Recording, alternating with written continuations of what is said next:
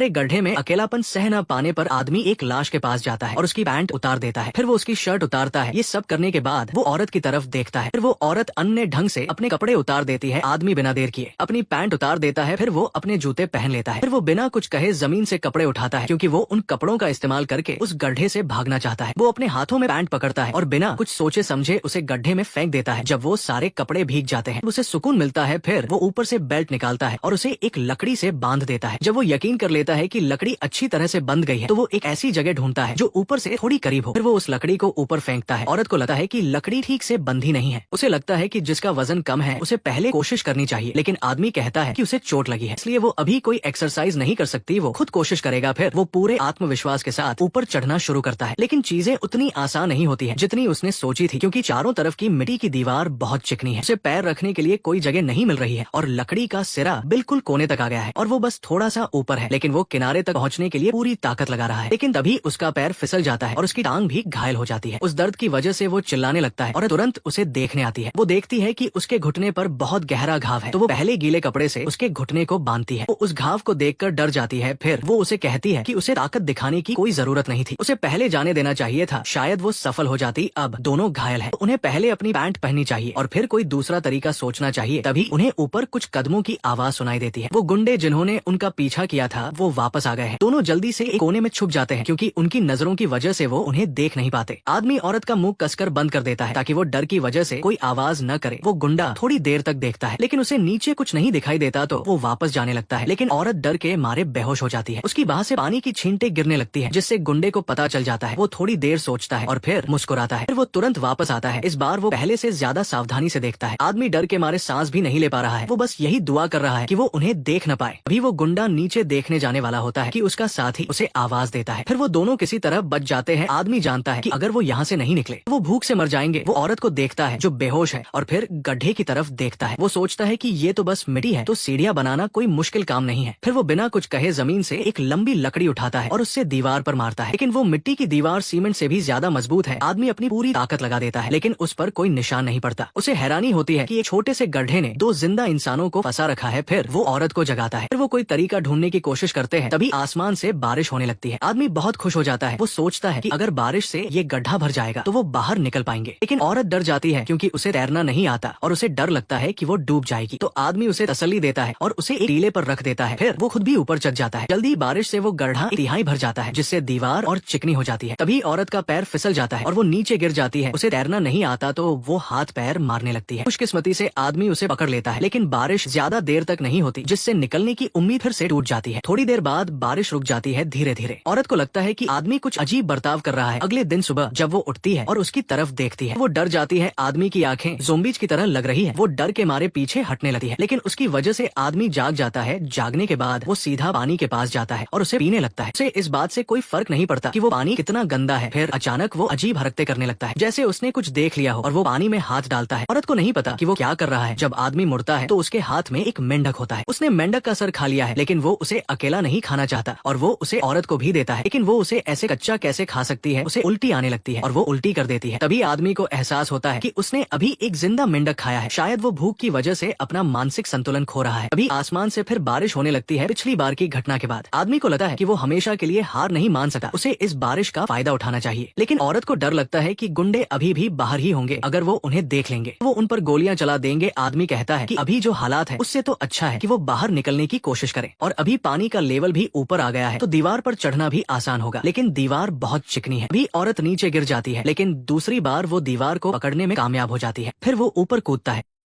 ऊपर आने के बाद वो इधर उधर देखने लगता है और अपने साथियों को भूल जाता है। जब उसे नीचे आदमी के चिल्लाने की आवाज सुनाई देती है तो उसे याद आता है कि उसका एक साथी भी है, लेकिन वो थोड़ी देर तक सोचती है और फिर आगे बढ़ने लगती है। फिर उसे लगता है कि उसे अपने साथियों को नहीं छोड़ना चाहिए, तो वो मुड़कर वापस आती है। लेकिन जब वो यहाँ पहुँचती है तो उसे वो आदमी कहीं दिखाई नहीं देता। उसे बहुत पछतावा होता है। अगर वो थोड़ी हिम्मत दिखाती तो शायद वो नहीं मरता, लेकिन अब कुछ नहीं हो सकता। अब पछताने से कोई फायदा नहीं है।